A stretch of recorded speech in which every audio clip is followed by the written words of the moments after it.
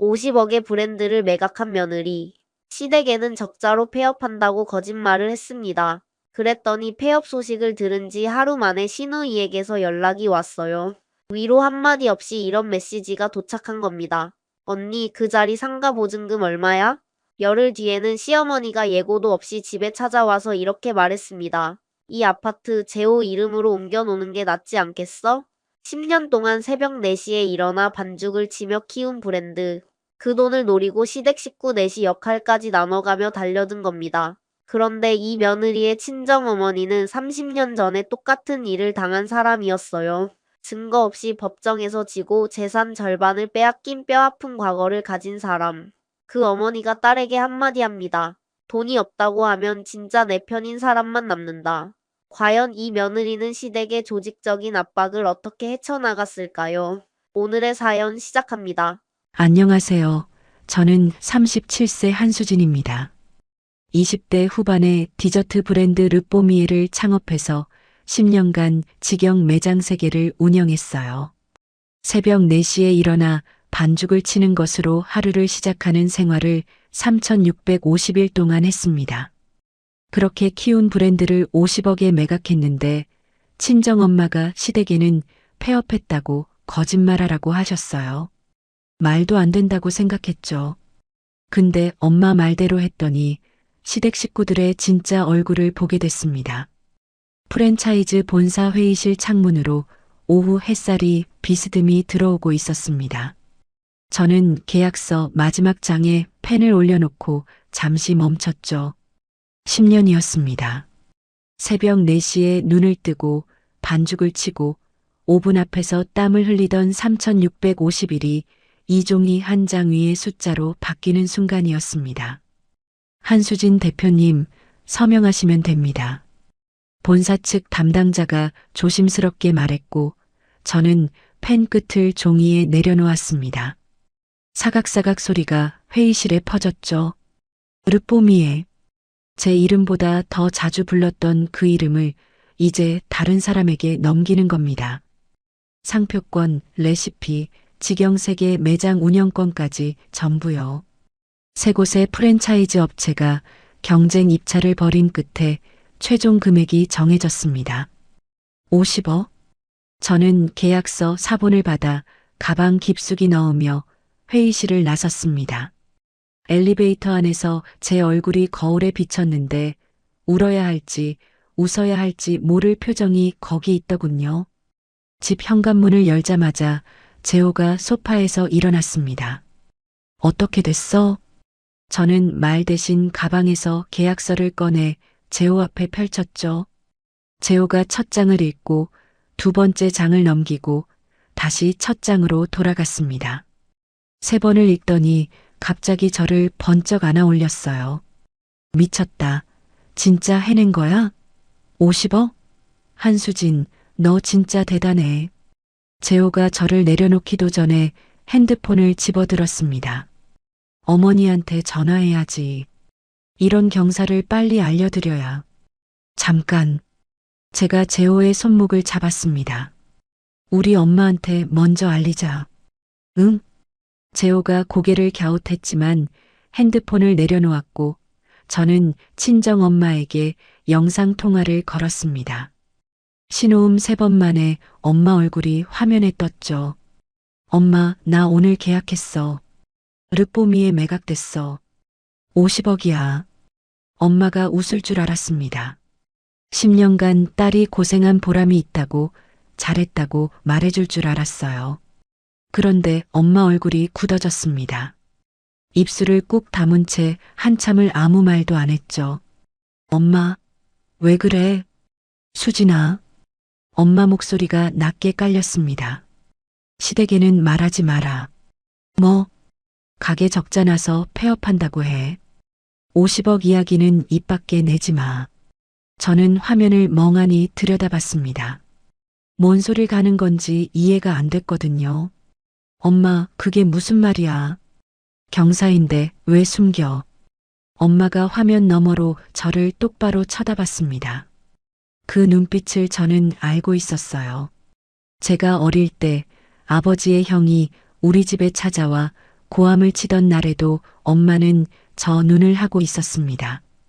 네가 10년 동안 피땀 흘려번 돈이야. 한 번만 엄마 말 들어라. 통화를 끊고 나니 재호가 팔짱을 끼고 서 있었습니다. 수진아, 다 들었어. 장모님 말씀이 좀 심하지 않아? 우리 가족한테 거짓말을 하라고? 나도 안다. 말이 안 되는 거. 그럼 그냥 사실대로 말하자. 숨길 이유가 뭐가 있어? 저도 재호 말이 맞다고 생각했습니다. 그런데 엄마의 마지막 말이 자꾸 머릿속을 맴돌았어요. 그날 밤 잠이 오지 않아 거실에 나와 앉았습니다. 어두운 천장을 올려다보는데 시댁 식구들의 얼굴이 하나씩 떠올랐죠. 제가 처음 가게를 열었을 때 시어머니가 했던 말. 며느리가 장사를 하면 집안 체면이 뭐가 되니? 매장이 3개로 늘었을 때 시누이 제이가 언니나도 끼워줘. 동업하자고 했다가 제가 거절하니까 몇 달간 연락을 끊었던 뒤 시영 재민이 명절 자리에서 재호를 툭 치며 했던 말. 야, 수진이 가게 재혼이가 돈 된 거 아니야? 형한테 솔직히 말해봐. 하나하나 떠올릴수록 가슴이 서늘해졌습니다. 엄마가 걱정하는 게 근거 없는 게 아니었어요. 다음 날 아침 저는 재호 앞에 앉았습니다. 한 달만 시간을 줘. 엄마 말대로 해보고 아무 일 없으면 그때 시댁에 사실대로 말할게. 한 달? 재호가 미간을 찌푸렸지만 제 눈을 한참 들여다보더니 고개를 끄덕였습니다. 한 달이다. 딱 한 달. 그날 저녁 저는 시어머니에게 전화를 걸었습니다. 손가락이 떨렸지만 목소리는 최대한 평범하게 유지했죠. 어머니, 가게가 요즘 적자가 너무 심해서요. 더 버티기 어려울 것 같아요. 이번 달 말에 문 닫으려고요. 전화기 너머로 짧은 침묵이 흘렀습니다. 위로 한마디, 안타깝다는 말 한마디가 나올 줄 알았어요. 빚은 얼마나 있어? 시어머니의 첫마디가 그거였습니다. 빚은 없어요. 적자가 계속 나서 그런 거지. 그래, 알았다. 전화가 끊겼습니다. 저는 핸드폰을 내려놓으며 입술을 깨물었죠. 빚은 얼마냐? 10년 동안 며느리가 새벽마다 나가서 일군 가게가 망한다는데 첫마디가 빚 타령이라니. 다음 날 오전 카카오톡 알림이 울렸습니다. 시누이 제이였어요. 언니 가게 폐업한다며? 어머니한테 들었어. 근데 그 자리 상가 보증금 얼마야? 저는 화면을 2번 읽었습니다. 위로 한 줄 없이 하루 만에 상가 보증금부터 물어보는 거였어요. 손가락 끝이 차가워지는 걸 느끼며 저는 이 메시지를 캡처했습니다. 그리고 엄마에게 보냈죠. 30초 뒤 엄마에게서 답이 왔습니다. 시작이다. 제2의 메시지를 받은 뒤로 며칠간 저는 그 2줄짜리 문장을 수십 번은 다시 읽었을 겁니다. 언니 가게 폐업한다며?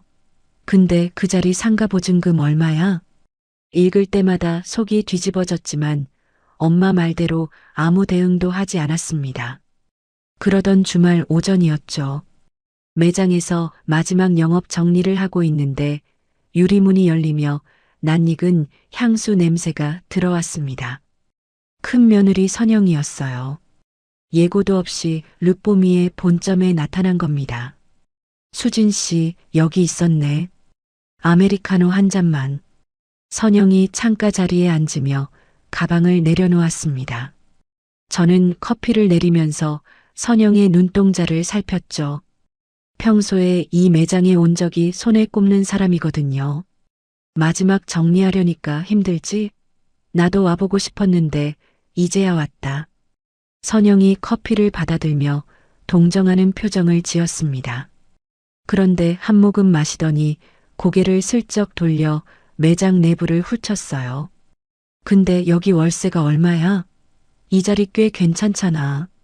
커피잔을 내려놓으며 선영이 물었습니다. 재민 씨가 요즘 프랜차이즈를 알아보고 있거든. 이런 자리면 딱인데. 저는 행주를 쥔 손에 힘이 들어가는 걸 느꼈습니다. 위로하러 온 게 아니었어요. 제2에 이어 선영까지 시댁 식구들이 하나같이 제 가게 자리에 침을 흘리고 있었습니다. 아직 정리가 안 끝나서 잘 모르겠어요, 형님. 저는 웃는 얼굴을 유지하며 대답했지만 가슴 안쪽이 서늘하게 식어가는 걸 느꼈죠. 그 다음 주 금요일 저녁이었습니다. 현관문이 열리는 소리에 고개를 돌렸는데 재호의 표정이 심상치 않았어요. 넥타이를 풀지도 않은 채 식탁 앞에 털썩 앉더니 이마를 손으로 감쌌습니다. 왜 그래? 형한테 전화 왔었어. 재민 형이? 뭐래? 재호가 고개를 들었는데 눈빛이 흔들리고 있었습니다. 너 가게 접으면 그동안 모은 돈 있을 거 아니냐고. 자기 사업에 3억만 넣으면 원금은 보장하고 수익도 나눠주겠다고. 3억? 금액까지 콕 집어서 말하더라. 그리고 재호가 말끝을 흐렸습니다. 그리고 뭐? 어머니한테 빌린 돈 5천만 원도 아직 못 갚았는데 이번에 같이 정리하면 좋겠다고. 저는 식탁 위에 놓인 수저를 내려다봤습니다. 제 돈으로 형 빚까지 갚겠다는 소리를 남편 입으로 듣고 있으니 현실감이 없었어요. 재호야, 이게 가족이 할 소리야? 재호가 아무 말도 못하고 입술만 달싹거렸습니다. 그날 밤 저는 엄마에게 전화를 걸었습니다. 제2의 메시지부터 선영의 방문, 재민의 투자 제안까지 하나도 빠뜨리지 않고 보고했죠. 엄마, 다들 미친 것 같아. 폐업한다니까 위로는커녕 돈 이야기만 해. 엄마는 전혀 놀라지 않는 목소리로 대답했습니다. 냄새를 맡은 거다. 뭐? 돈 냄새. 가게가 망해도 상가 자리는 남으니까. 그 자리랑 네가 모아둔 돈을 노리는 거야. 놀랄 것도 없어. 그럼 나 어떡해, 엄마. 아무것도 하지 마. 네가 반응하면 저쪽에서 속도 조절을 해. 가만히 있어라. 저 사람들이 알아서 더 크게 움직일 테니까. 전화를 끊고 열흘쯤 지난 토요일 오후였습니다. 재호와 거실에서 늦은 점심을 먹고 있는데 초인종이 울렸어요. 인터폰 화면을 보니 시어머니가 서 계셨습니다. 전화 한 통 없이 예고도 없이요. 어머니? 문을 열자 시어머니가 실내화도 안 신고 거실로 들어오셨습니다. 소파에 앉아 제가 내온 차를 한 모금 드시더니 찻잔을 탁 내려놓으셨어요. 수진아, 생활이 힘들어지면 큰 집에 와서 같이 살아도 돼. 갑작스러운 말에 저는 찻잔을 든 채 얼어붙었습니다. 그리고 이 아파트 있잖아. 어차피 부부 재산인데 세금 정리 차원에서 재호 이름으로 옮겨놓는 게 낫지 않겠어? 심장이 한 박자 멈추는 것 같았습니다. 이 집은 제가 가게 수익으로 산 겁니다. 제 이름으로 된 제 집이에요. 어머니, 이 집은 제가 가게 벌어서 산 거예요. 부부 사이에 내 것 내 것이 어디 있어. 다 같은 살림이지. 시어머니가 눈 하나 깜짝 안 하고 말씀하셨습니다. 저는 그 순간 깨달았어요. 이건 시어머니 혼자 생각해서 나온 말이 아니었습니다. 누군가와 의논하고 순서를 정하고 오늘 이 자리에 오신 거였어요. 시어머니가 돌아간 뒤 저는 떨리는 손으로 엄마에게 전화를 걸었습니다. 엄마, 시어머니가 집에 왔다 갔어. 이 아파트 명의를 재호한테 넘기래. 명예 이전까지 나왔어? 엄마 목소리가 낮아졌습니다. 들어라 수진아. 오늘부터 시댁 식구들이랑 통화하면 전부 녹음해. 카카오톡은 다 캡처해서 따로 저장하고 만나서 이야기할 때는 가방에 녹음기 넣어가. 엄마, 그건 좀. 열흘 만에 상가 보증금에서 투자 3억으로 거기서 진명의 이전으로 올라왔어.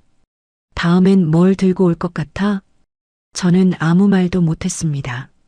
엄마 말이 맞았으니까요. 그날 밤 저는 핸드폰에 녹음 앱을 설치했습니다. 그리고 시댁과의 카카오톡 대화를 하나하나 캡처하기 시작했죠.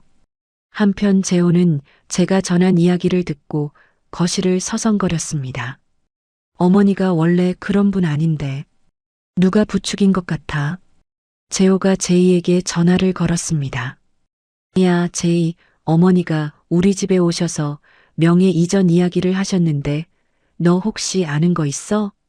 전화기 너머로 제이 목소리가 새어나왔습니다. 오빠, 나는 모르는 일이야. 어머니가 알아서 하신 거지 내가 뭘 알아.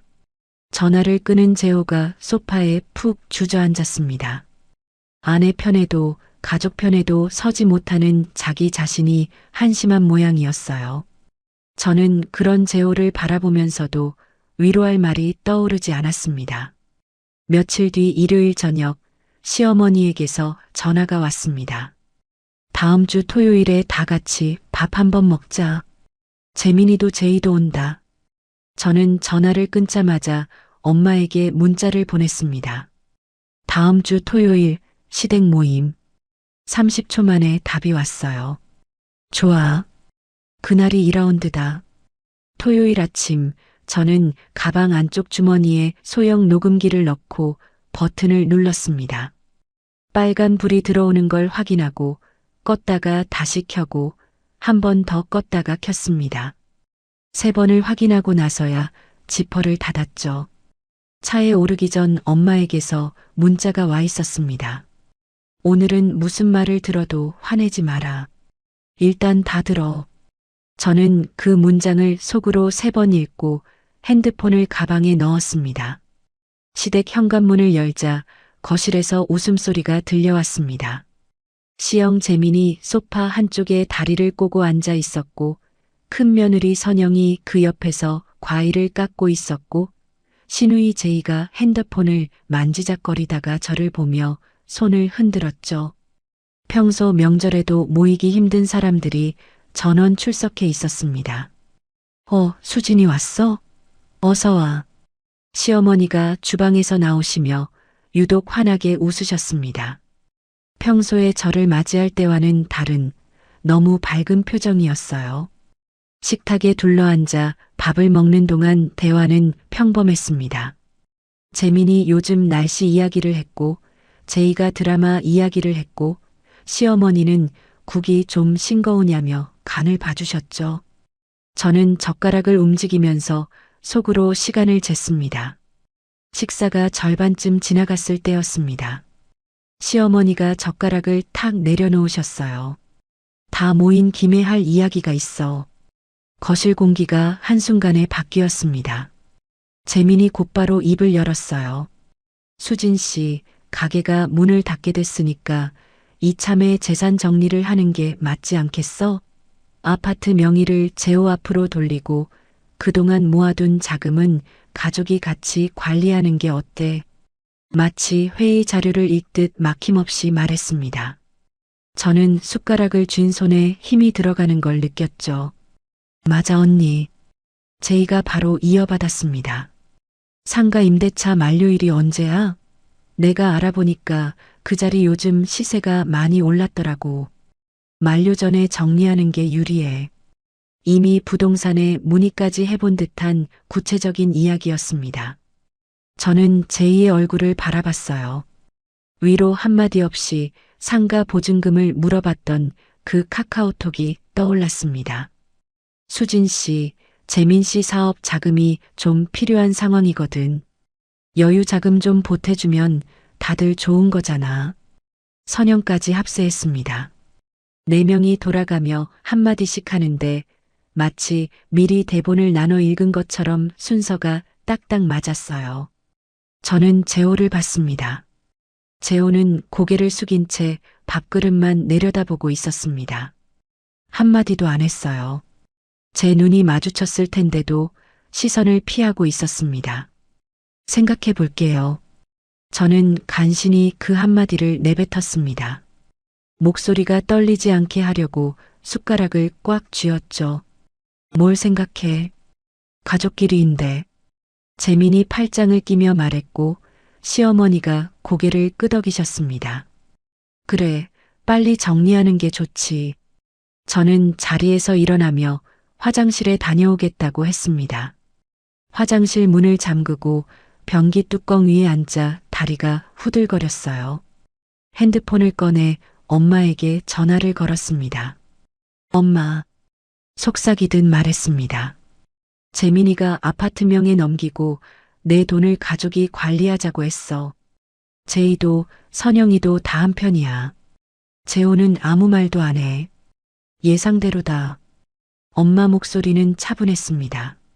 잘했어. 거절하지 마. 생각해보겠다고만 해. 저 사람들이 더 구체적으로 요구할수록 우리한테 유리해지는 거야. 엄마, 나 지금 손이 떨려. 떨려도 돼. 떨리는 건 참으면 되는 거야. 화내는 건 참아도 돌이킬 수 없어. 알겠지? 전화를 끊고 거울을 봤습니다. 얼굴이 하얗게 질려 있었지만 저는 세수를 하고 표정을 가다듬었습니다. 거실로 돌아가 남은 식사를 마쳤고 시댁을 나설 때까지 웃는 얼굴을 유지했죠. 차에 타자마자 참았던 게 터졌습니다. 왜 한마디도 안 했어? 재호가 시동을 건 손을 멈췄습니다. 당신 가족이 내 재산을 나눠 먹겠다는데 옆에서 구경만 한 거야? 나도 몰랐어. 형이 저렇게까지 할 줄은. 몰랐다고? 다 내 눈앞에서 벌어졌잖아. 4명이 돌아가면서 나한테 돈 내놓으라고 하는데 남편이라는 사람이 밥그릇만 쳐다보고 있으면 그게 뭐야? 재호가 입을 열지 못했습니다. 저도 더 이상 말하지 않았어요. 차 안이 무거운 침묵으로 가득 찼고 집까지 30분 동안 한마디도 오가지 않았습니다. 이 결혼 8년 동안 이렇게까지 사이가 벌어진 적은 없었습니다. 그날 밤 재호는 서재에서 잤고 저는 침대에 누워 천장을 보며 녹음기를 떠올렸습니다. 가방 안에서 빨간 불을 켜고 오늘 그 자리에 모든 말을 담아두고 있을 그 작은 기계를요. 다음 날 일요일 오전 저는 식탁 위에 녹음기를 올려놓고 재생 버튼을 눌렀습니다. 어제 시댁 거실에서 오간 대화가 스피커를 통해 흘러나왔죠. 수진 씨가 번 돈은 결국 재호 내조덕이지. 혼자 번 것처럼 말하면 안 돼. 재민의 목소리였습니다. 저는 시간을 적었어요. 22분 38초. 며느리 재산은 아들 재산이지 뭘.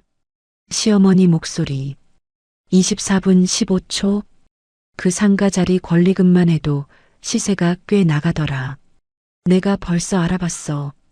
제이 목소리. 27분 3초. 저는 노트에 시간과 내용을 하나하나 적으며 3번을 반복해서 들었습니다. 들을수록 가슴이 단단해졌어요. 어제는 떨렸지만 오늘은 달랐습니다. 오후에 초인종이 울렸습니다. 인터폰을 보니 엄마가 서 계셨어요. 직접 올라온 거였습니다. 엄마, 왜 전화도 안 하고. 듣고 나서 이야기하자. 엄마가 식탁에 앉아 녹음 파일을 처음부터 끝까지 들었습니다. 1시간 가까이 아무 말 없이 듣더니 고개를 들었어요. 이제 2단계다. 2단계. 시댁이 요구한 거 전부 하겠다고 해. 저는 엄마 얼굴을 들여다봤습니다. 엄마, 진짜로 명의를 넘기라는 거야? 넘기는 척을 하라는 거야. 명예 이전 상담도 가고 투자 이야기도 들어주고 네가 순순히 따르면 저 사람들은 더 노골적으로 나와. 그때마다 녹음하고 캡처하고 다 모아두는 거야. 이렇게까지 해야 해? 엄마가 가방에서 낡은 서류 한 장을 꺼냈습니다. 누렇게 변색된 종이에 빼곡한 글씨가 적혀 있었어요. 법원 도장이 찍힌 판결문이었습니다. 이게 뭐야, 엄마. 30년 전이야. 내 아버지 형이 아버지한테 소송을 걸었어. 같이 번 돈이니 반을 내놓으라고. 엄마가 판결문 위에 손가락을 짚었습니다. 증거가 없었어. 너의 아버지가 혼자 번 돈이라는 걸 증명할 서류가 하나도 없었어. 그래서 졌다. 재산 절반을 뺏겼어. 저는 그 판결문을 내려다봤습니다. 아버지 이름 석자가 또렷하게 보였어요. 엄마가 증거에 집착하는 이유가 이거야? 집착이 아니야. 이건 생존이야. 엄마가 판결문을 접어 다시 가방에 넣으며 저를 똑바로 쳐다봤습니다. 30년 전에 내가 증거를 모았으면 내 아버지 사업은 안 망했어. 내가 빚을 떠안고 너를 혼자 키우지 않아도 됐어. 같은 꼴을 당하지 마라, 수진아. 저는 아무 말도 할 수 없었습니다. 엄마가 왜 그날 영상통화에서 얼굴이 굳었는지, 왜 시댁에 숨기라고 했는지, 비로소 온몸으로 이해했죠. 알겠어, 엄마. 할게. 그날 저녁 저는 시어머니에게 전화를 걸었습니다. 녹음 버튼을 먼저 누른 뒤 통화 연결을 눌렀죠. 어머니 생각해봤는데 어머니 말씀이 맞는 것 같아요. 명예 이전 절차를 알아볼게요. 그래, 잘 생각했다. 빨리 정리하는 게 좋아. 시어머니의 만족스러운 목소리가 들렸습니다. 전화를 끊고 화면을 봤어요. 녹음 완료. 저는 길게 숨을 내쉬었습니다. 그 다음 주 토요일, 시어머니가 소개한 법무사 사무실에 재호와 함께 갔습니다. 부인명의 부동산을 남편분에게 옮기시려는 거죠? 법무사가 서류를 꺼내며 물었습니다. 네. 근데 세금이 얼마나 나오는지부터 알고 싶어서요. 증여로 가시면 세금이 꽤 나옵니다. 서류도 몇 가지 더 필요하고요. 그 서류 준비하려면 얼마나 걸려요? 저희가 좀 꼼꼼하게 알아보고 진행하고 싶어서. 저는 질문을 늘렸습니다. 하나라도 더 물어보면 시간이 벌리니까요. 법무사가 설명하는 동안 저는 고개를 끄덕이며 메모하는 척했죠. 서명할 생각은 처음부터 없었습니다. 같은 날 오후 제이에게서 연락이 왔습니다. 시댁 근처 카페에서 만나자고요. 언니 상가 임대차를 내 이름으로 바꾸려면 언니 서명이 필요해. 제이가 가방에서 서류를 꺼내 테이블 위에 펼쳤습니다. 이미 다 준비해 온 거였어요. 이 자리가 보증금만 8억은 하는데 폐업 후에 승계로 가면 훨씬 싸게 들어갈 수 있거든. 저는 서류를 들여다보며 고개를 끄덕였습니다. 며칠만 시간 줘. 확인할 게 있어서. 화장실에 다녀온다며 자리를 떴고 서류를 사진으로 찍었습니다. 가방 속 녹음기는 제이의 말을 한 글자도 빠뜨리지 않고 담아두고 있었죠. 그 다음 주 금요일 저녁 재호가 무거운 얼굴로 들어왔습니다. 형이 오늘 술 사준다고 해서 갔는데 뭐래? 3억만 넣으면 된다고 또 그 이야기 했어. 근데 오늘은 좀 달랐어. 어머니한테 빌린 5천만 원도 아직 못 갚았는데 이번에 내 돈으로 그것도 같이 정리하면 좋겠다고. 재호가 소파에 앉으며 두 손으로 얼굴을 감쌌습니다. 미안해. 당신 말이 맞았어. 우리 가족이 돈 앞에서 이렇게 되는 줄 몰랐어. 저는 재호 옆에 앉았습니다. 지금이라도 알았으면 됐어. 마지막까지 같이 가줄 수 있어? 재호가 고개를 들어 저를 봤습니다. 이번에는 내 편에 설게. 약속해. 그 주 일요일 저는 엄마와 함께한 사무실을 찾았습니다. 문패에 박정호 법률사무소라고 적혀 있었죠. 순옥 씨, 오랜만이네. 백발의 변호사가 엄마를 보며 자리에서 일어났습니다.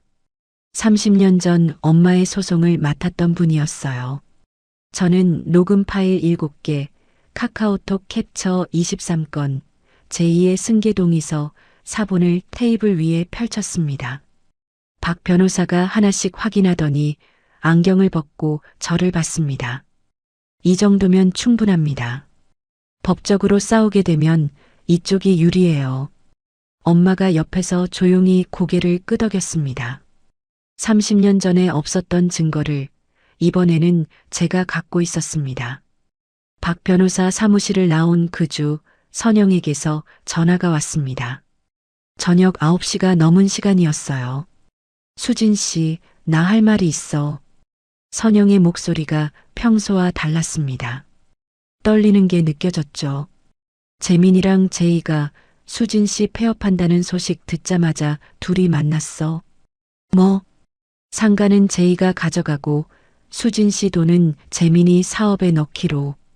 시어머니한테는 명예 이전을 먼저 꺼내시라고 역할까지 나눴어.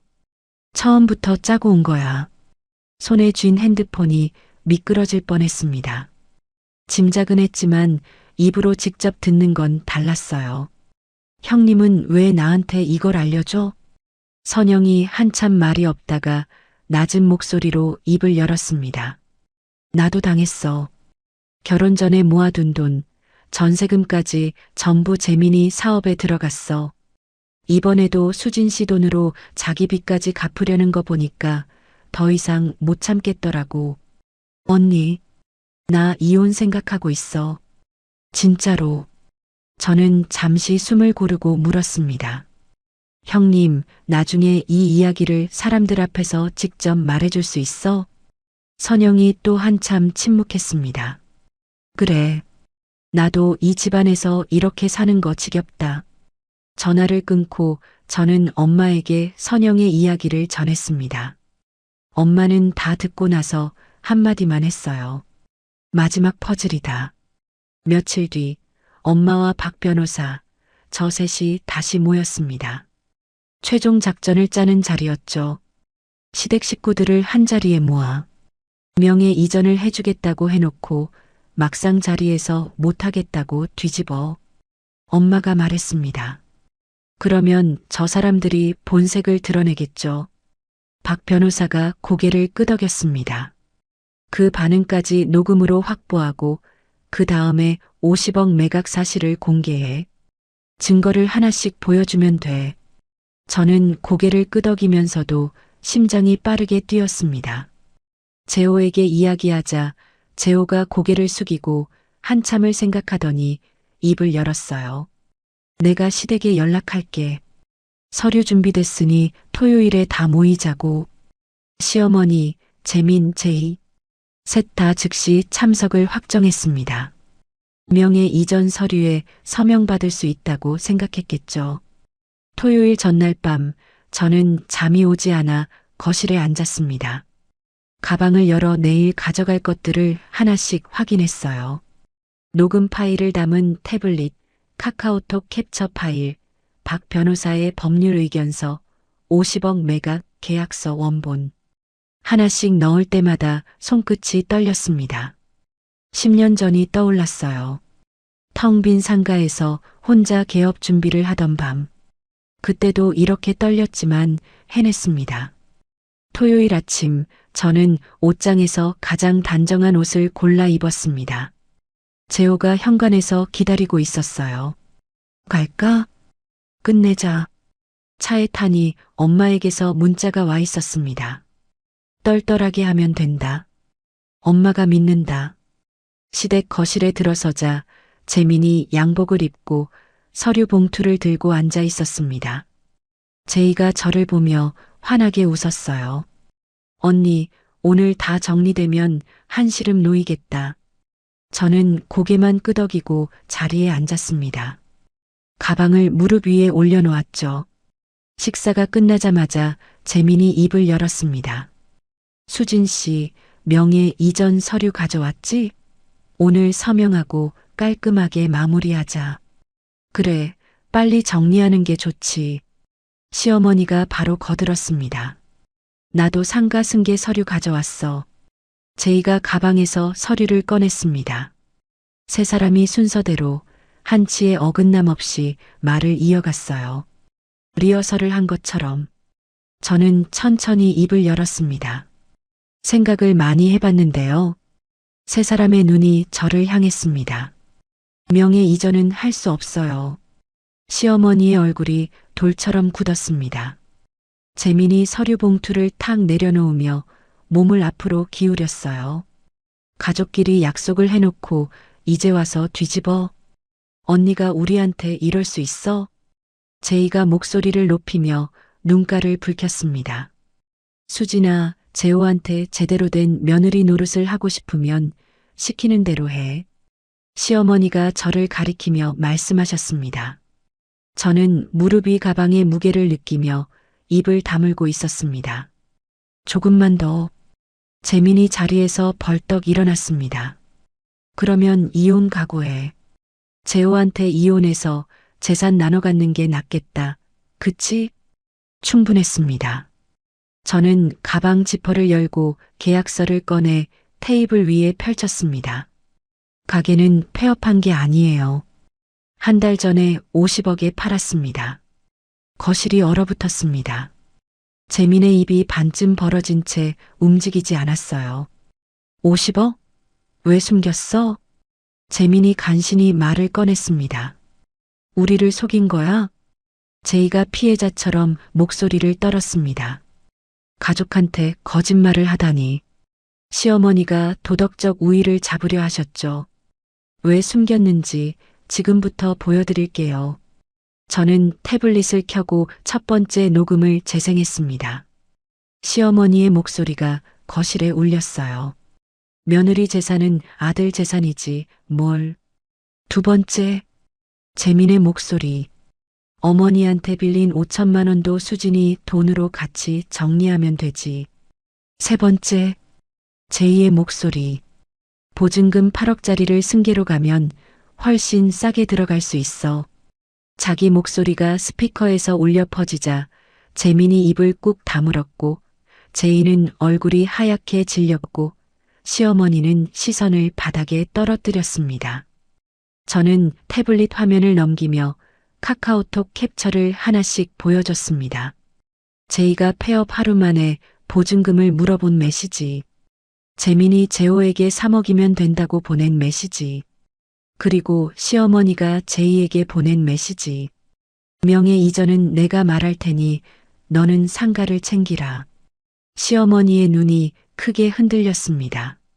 자신이 직접 보낸 문자가 증거로 남아있다는 걸 그제야 깨달은 얼굴이었어요. 저는 마지막으로 박 변호사의 의견서를 테이블에 놓았습니다. 법적으로 다 쓸 수 있는 증거라고 합니다. 앞으로 어떻게 하실지는 지켜보고 결정할게요. 저는 재호를 바라봤습니다. 재호가 천천히 고개를 들었어요. 재호가 자리에서 일어났습니다. 형, 제이 시어머니를 차례로 바라보며 입을 열었어요.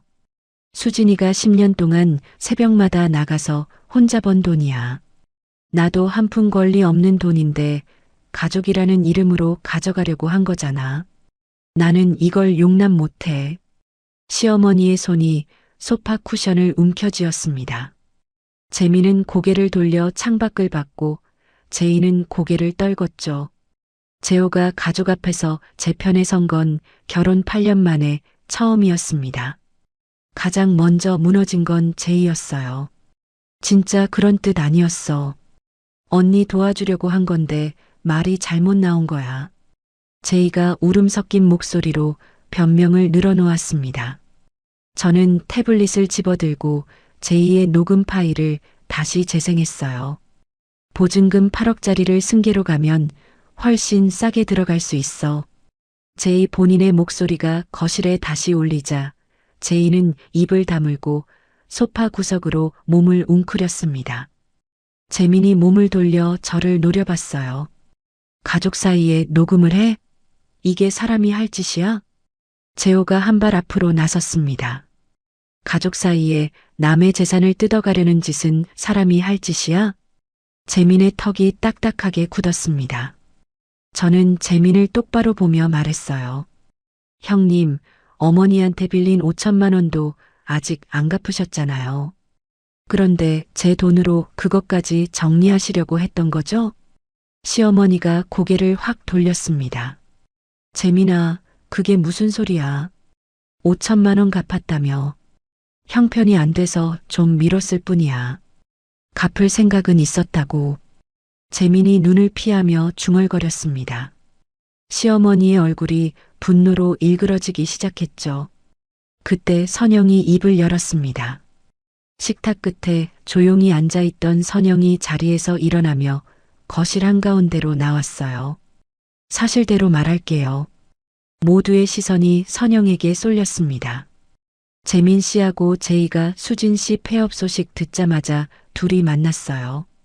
상가는 제이가 가져가고 수진 씨 돈은 재민 씨 사업에 넣기로 했고 시어머니한테 명예 이전을 먼저 꺼내시라고 역할까지 나눴어요. 처음부터 계획한 거예요. 재민이 벌떡 일어섰습니다. 야, 너 지금 뭐 하는 거야? 당신이 수진 씨 돈으로 자기 빚까지 갚으려 한 거 다 알아. 나도 결혼 전에 모은 돈 전부 당신 사업에 넣은 사람이야. 이번에도 같은 짓 하는 거 보고 더 이상 못 참겠어. 선영의 목소리는 떨렸지만 눈은 흔들리지 않았습니다. 재민이 손을 들어 무언가 말하려 했지만 선영이 한 발도 물러서지 않고 재민을 마주보고 서 있었어요. 거실이 한참 동안 조용했습니다. 시어머니가 소파에 깊이 몸을 기대고 눈을 감으셨어요. 한참 뒤 시어머니가 눈을 뜨고 저를 보셨습니다. 수진아, 내가 잘못했다. 고개를 숙이셨어요. 이 집안에서 시어머니가 누군가에게 고개를 숙이는 걸 본 사람은 아무도 없었을 겁니다. 저는 그 사과가 진심인지 이 자리를 수습하려는 것인지 판단할 수 없었습니다. 다만 더 이상 그 판단이 중요하지 않았어요. 조건을 말씀드리겠습니다. 저는 자리에서 일어나 시댁 식구들을 한 번씩 바라봤습니다. 첫째, 앞으로 제 재산에 대해 어떤 요구도 간섭도 하지 마세요. 둘째, 제2의 상가 승계 요청은 오늘부로 없었던 일로 하세요. 셋째, 형님의 투자 제안도 마찬가지입니다. 저는 한 호흡 쉬고 덧붙였어요. 이 조건을 어기시면 법적으로 가겠습니다. 재민이 아무 말 없이 코트를 집어들고 현관을 나섰습니다. 문이 쾅 닫혔어요. 선영은 재민을 따라가지 않고 거실에 서 있었습니다. 수진 씨, 나도 처음에 같이 움직인 거 맞아. 미안해. 선영이 고개를 숙였습니다. 저는 고개를 끄덕였어요. 제이는 소파 구석에서 여전히 울고 있었고 시어머니는 눈을 감은 채 움직이지 않으셨습니다. 재호와 시댁을 나서 차에 탔습니다. 재호가 운전대를 잡고 한참 동안 시동을 걸지 않았어요. 미안하다. 진작 내 편에 섰어야 했어. 오늘 서줘서 고마웠어. 저는 그렇게 답했지만 차가 출발한 뒤에도 머릿속이 복잡했습니다. 앞으로 이 결혼 생활이 어떤 모양이 될지, 시댁과의 관계가 어떻게 변할지 아무것도 정해진 게 없었으니까요. 집에 도착해서 가방을 열고 태블릿과 서류들을 책상 위에 꺼내 놓았습니다. 한 달 동안 짓누르던 무게가 한꺼번에 빠져나가는 것 같았어요. 소파에 주저앉아 천장을 올려다봤습니다. 시어머니의 숙인 고개, 재민의 굳은 턱, 제이의 젖은 눈, 선영의 떨리는 목소리가 차례로 지나갔죠. 핸드폰을 집어들었습니다. 가장 먼저 전화해야 할 사람은 한 명뿐이었어요. 신호가 한 번 울리기도 전에 엄마가 받았습니다. 엄마, 끝났어. 엄마가 몇 초간 아무 말이 없었습니다. 그리고 낮은 목소리가 들려왔어요. 잘했다, 우리 딸. 시댁 대면이 끝난 다음 날 아침, 저는 온몸이 납덩이처럼 무거운 채로 눈을 떴습니다. 거실로 나가니 재호가 소파에서 핸드폰을 쥔 채 잠들어 있었어요. 목이 꺾인 자세로 밤새 거기 있었던 거죠. 저는 재호의 핸드폰 화면을 슬쩍 봤습니다. 통화 기록이 떠 있었어요. 시어머니에게 12번, 재민에게 7번, 제이에게 5번. 전부 발신이었고 단 한 통도 연결되지 않았습니다. 시댁이 재호마저 받지 않는 거였어요. 돈줄이 끊기니 아들 전화도 안 받는 겁니다. 저는 핸드폰을 내려놓고 조용히 주방으로 갔습니다. 월요일 저녁 재호가 핸드폰을 들고 제 앞에 왔어요. 제이한테 카톡 왔어. 화면을 보여줬습니다. 오빠, 수진 언니가 녹음한 거 불법 아니야? 변호사한테 물어봤는데 사생활 침해로 고소할 수 있대. 저는 코웃음이 나왔습니다. 반성은 없고 반격을 준비하는 거였어요. 바로 박 변호사에게 전화했습니다. 변호사님, 상대 쪽에서 녹음이 불법이라고 하는데요. 대화에 참여한 본인이 녹음한 건 합법이에요. 오히려 고소를 하면 제이 씨 본인이 상가를 빼앗으려 한 내용이 법정에 공개됩니다. 그쪽이 손해죠. 저는 재호에게 그대로 전달하라고 했습니다. 재호가 제이에게 답을 보낸 뒤 제이에게서는 더 이상 아무 연락도 오지 않았어요. 수요일 저녁이었습니다. 재호의 핸드폰이 울렸고 화면에 형이라고 떴어요. 재호가 전화를 받았습니다. 재호야, 수진이한테 말해봐. 녹음 파일 삭제하면 투자 이야기는 없었던 걸로 할게. 저는 옆에서 듣다가 재호의 손에서 핸드폰을 가져왔습니다. 형님, 저예요. 삭제할 생각 없고요. 형님이 어머니한테 빌린 5천만 원 안 갚은 것도 파일에 다 있으니까 어머니한테 그거 먼저 정리하세요. 전화 너머에서 숨소리만 들리다가 뚝 끊겼습니다. 재호가 바닥을 보며 조심스럽게 입을 열었어요. 수진아, 형이랑 제이는 그렇다 치는데 어머니한테만은 한 번 더 기회를 주면 안 될까? 어머니가 뭐라고 하셨는지 기억 안 나? 며느리 재산은 아들 재산이라고 했어. 제이한테 상가 챙기라고 직접 문자까지 보낸 사람이야. 무슨 기회를 줘? 재호가 아무 말도 하지 못했습니다. 그 다음 토요일 오후 초인종이 울렸습니다. 인터폰 화면에 시어머니가 서 계셨어요. 또 예고 없이 오신 거였습니다. 저는 문을 열지 않았습니다. 시어머니가 현관 앞에서 서성거리셨어요. 10분이 지나고 20분이 지나고 30분이 넘어가자 인터폰 너머로 시어머니 목소리가 들렸습니다. 수진아, 잘못했다. 문 좀 열어라. 저는 인터폰 버튼을 누르고 말했어요. 어머니, 지난번에 드린 조건 지키시면 됩니다. 오늘은 만날 수 없어요. 인터폰 화면 속에서 시어머니의 어깨가 축 처졌습니다. 한참을 더 서 계시다가 결국 돌아가셨어요. 시어머니가 돌아간 직후 재호가 거실로 나왔습니다. 어머니를 문 앞에 세워놓고 안 여는 건 너무한 거 아니야? 10년 동안 착한 며느리 노릇한 대가가 진명에 뺏기는 거였어. 그래도 너무해. 재호가 이를 악물었습니다. 그래도 어머니잖아. 내 어머니가 아니야. 당신 어머니지. 그리고 당신 어머니가 내 재산을 가져가려고 한 거야. 당신이 계속 어머니랑 나 사이에서 왔다 갔다 할 거면 나는 내 길을 갈게. 재호의 얼굴이 하얗게 변했습니다. 저도 이렇게까지 말하고 싶지 않았어요. 하지만 여기서 물러서면 또 8년 전으로 돌아갈 것 같았습니다. 며칠간 우리 사이에 말이 없었습니다. 밥도 따로 먹고 눈도 잘 안 마주쳤어요. 다음 주 금요일 저녁 저는 서재에서 새 사업 기획서를 쓰고 있었습니다. 재호가 맞은편 의자를 끌어당겨 앉았어요. 시댁이랑 당분간 연락 끊을게. 형도 제이도 어머니도. 저는 키보드에서 손을 떼고 재호를 봤습니다. 당신 편에 선다는 게 뭔지 이제야 알겠어. 말로만 하면 안 되는 거더라. 행동으로 보여줘. 말은 됐어. 재호가 고개를 끄덕였습니다. 감동하기보다 이 선택이 얼마나 갈 수 있을까라는 생각이 먼저 들었지만 일단은 지켜보기로 했어요. 며칠 뒤 선영에게서 연락이 왔습니다. 수진 씨, 시댁이 난리야. 무슨 일인데? 5천만 원 문제가 터져서 시어머니가 재민 씨한테 대판 싸웠대. 제이도 재민 씨한테 어머니 돈을 진짜 먹은 거냐고 따졌다가 남매끼리 전화 끊었대. 저는 전화를 끊고 엄마에게 이야기했습니다. 시댁이 알아서 무너지고 있어, 엄마.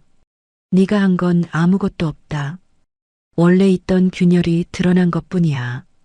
돈 냄새가 사라지니까 서로 붙잡아줄 이유가 없어진 거지. 저는 그 말을 가만히 곱씹었습니다. 그 집안은 처음부터 이해관계로 붙어 있었던 거였어요.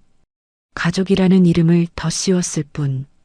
그날 밤 저는 서재에 앉아 핸드폰을 열었습니다. 연락처 목록에서 시어머니 이름을 찾았어요. 손가락이 잠시 멈췄습니다. 8년간 명절마다 안부를 여쭙고 생신 때마다 선물을 보내고 어머니라고 불렀던 사람이었으니까요. 차단 버튼을 눌렀습니다. 재민, 차단, 제이, 차단. 이건 복수가 아니었습니다. 10년간 참아온 관계의 정산이었어요. 녹음 파일과 증거 자료를 전부 USB에 옮겼습니다. 내일 박 변호사에게 보관을 맡길 겁니다. 만약을 위해서요. 핸드폰 화면이 꺼졌습니다. 저는 그 검은 화면을 책상 위에 내려놓고 의자에 등을 기댔어요. 조용한 서재에 시계 소리만 똑딱거렸습니다. 시댁과 연락을 끊은 지 한 달이 지났습니다. 매각 대금을 여러 은행에 나눠 넣고 남은 금액으로 새 사업 사무실을 계약했어요. 여성 창업자를 위한 멘토링 플랫폼. 10년간 혼자 부딪히며 배운 것들을 나눠주고 싶었습니다. 텅 빈 사무실에 혼자 서서 창밖을 내다봤어요. 10년 전 디저트 카페를 열던 날과 똑같은 풍경이었습니다. 빈 벽, 빈 책상, 아무것도 없는 공간. 그때와 다른 건 딱 하나였어요. 제 뒤에서 빼앗아 갈 사람이 아무도 없다는 것. 그 확신이 50억이라는 숫자보다 훨씬 크게 느껴졌습니다. 선영에게서 가끔 소식이 왔어요. 재민의 사업이 투자금을 못 구해서 결국 문을 닫게 됐다고 했습니다. 시어머니에게 빌린 5천만 원은커녕 추가로 빌린 돈까지 드러났고 시어머니가 재민에게 너는 수진이보다 못한 놈이라고 했다더군요. 통쾌하지 않았습니다. 결국 그 집안은 돈으로 사람의 값어치를 매기는 곳이었다는 확인만 남았어요. 제이는 다른 자리에서 카페를 열었지만 석 달 만에 적자라고 했습니다. 10년을 새벽부터 반죽을 치며 쌓은 걸 상가 자리 하나로 대신할 수 있다고 생각한 게 얼마나 어리석었는지 현실이 직접 가르치고 있었죠. 제가 따로 복수할 필요조차 없었습니다. 재호는 약속대로 시댁과 연락을 끊고 있었어요. 그러다 어느 날 퇴근 후 조심스럽게 말했습니다. 선영 형수한테 들었는데 어머니 건강이 안 좋으시대. 저를 슬쩍 보는 눈빛에 눈치가 보인다는 게 묻어 있었어요. 당신 어머니니까 건강 문제는 알아서 해. 근데 그게 재산 이야기로 번지는 순간 나는 빠진다. 재호가 고개를 끄덕였습니다. 더 이상 물어보지 않았어요. 시댁 문제에 대한 원칙이 말없이도 우리 사이에 자리 잡은 거였죠. 박 변호사에게서 연락이 왔습니다. 재민 씨 측에서 비공식적으로 접촉해 왔어요. 녹음 파일 삭제하는 조건으로 합의금을 주겠다고. 삭제 안 합니다. 합의금도 필요 없고요. 그냥 제 보험으로 보관해 주세요. 알겠습니다. 끝까지 돈으로 해결하려는 거였어요. 변하지 않는 사람들이었습니다. 새 사업이 궤도에 오르기 시작하면서 첫 번째 멘토링 수강생들이 모였습니다. 그중 한 명이 상담을 요청했어요. 대표님, 제가 가게를 운영하는데 시댁 식구들이 수익을 나눠 갖겠다고 해요. 어떻게 하면 좋을까요? 저는 잠시 말을 멈췄습니다. 제 이야기 같았거든요. 당신이 번 돈은 당신 거예요. 가족이라는 이름이 사랑의 다른 말이 아니라 청구서의 다른 말이 되면 안 돼요. 제 경험이 누군가의 방패가 될 수 있다는 걸 그때 처음 느꼈습니다. 사무실 개업날 엄마가 올라왔어요. 사무실 구석구석을 둘러보시더니 창가에 서서 밖을 내다보셨습니다. 엄마 뭐 봐. 30년 전에 내가 법정에서 졌을 때 다짐했다. 다시는 이런 일 없어야 한다고. 엄마가 돌아서며 저를 봤습니다. 그때 내가 너한테 남겨줄 수 있는 건 돈이 아니었어. 돈 앞에서 사람을 읽는 법. 그게 내가 줄 수 있는 전부였는데 그게 30년 뒤에 내 50억을 지켰다. 저는 아무 말도 할 수 없었어요. 코끝이 시큰거렸습니다. 저녁에 사무실 근처 식당에서 엄마와 마주 앉아 밥을 먹으며 시댁 근황을 전했습니다. 재민 사업 망한 이야기, 제 카페 적자 이야기, 시어머니가 재민에게 한 말까지요. 네가 복수한 게 아니야. 엄마가 숟가락을 내려놓으며 말씀하셨어요. 저 사람들이 자기 발로 구덩이에 걸어 들어간 거고 넌 그냥 구덩이 위에 덮어둔 풀을 치운 것뿐이야. 그 한마디가 지난 2달간 벌어진 모든 일의 가장 정확한 요약이었습니다. 식사를 마치고 엄마를 역까지 배웅하는 길이었어요. 가로등 불빛 아래를 나란히 걸으며 제가 말했습니다. 엄마, 그때 그 말. 시댁에 폐업했다고 하라던 그 말. 그거 정말 기막힌 묘수였어. 엄마가 걸음을 멈추지 않은 채 대답했어요. 묘수는 무슨 세상에서 제일 쉬운 수야. 돈이 없다고 하면 진짜 내 편인 사람만 남거든. 저는 엄마의 뒷모습을 오래도록 바라봤습니다. 66년을 살아온 사람의 한 문장이 이렇게 무거울 수 있다는 걸 그날 처음 알았어요. 집으로 돌아와 현관문을 닫았습니다. 조용한 거실에 서서 핸드폰의 차단 목록을 한번 훑어봤어요. 시어머니, 재민, 제이. 아무 감정의 동요가 없었습니다. 화면을 끄고 책상 앞에 앉았어요. 새 사업 기획서를 펼치고 내일 일정을 확인했습니다. 10년 전 텅 빈 가게에서 혼자 반죽을 치던 새벽에 저에게 속으로 말했어요. 우리 결국 해냈다고. 창밖으로 도시의 불빛들이 보였습니다. 그 불빛들 사이 어딘가에 제 이름으로 된 새 간판에 불이 켜질 내일이 기다리고 있었죠. 저는 기획서 위에 펜을 올려놓고 천천히 내일을 그리기 시작했습니다. 여기까지가 제 이야기입니다. 들으시면서 어떠셨어요? 답답하셨을 수도 있고 화가 나셨을 수도 있을 것 같아요. 저도 그 한 달 동안 매일 밤 잠을 못 이루면서 이게 맞나 수백 번은 고민했거든요. 가족이라는 이름 앞에서 내 것을 지키겠다고 말하는 게 이렇게 어려운 일인 줄 몰랐습니다. 혹시 지금 비슷한 상황에 계신 분이 있다면 이것만 말씀드리고 싶어요. 당신이 번 돈은 당신 겁니다. 가족이라는 말이 사랑이 아니라 청구서처럼 느껴지는 순간이 온다면 그건 당신이 냉정한 게 아니에요. 그건 당신이 정상인 거예요.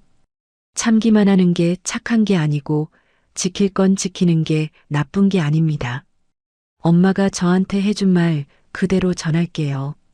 돈이 없다고 했을 때 옆에 남아주는 사람, 그 사람이 진짜 내 편입니다. 오늘 제 이야기 들어주셔서 감사합니다. 오늘도 이야기 끝까지 들어주셔서 감사합니다. 구독과 댓글은 저에게 큰 힘이 됩니다. 그럼 오늘 하루도 좋은 하루 보내시길 바라겠습니다.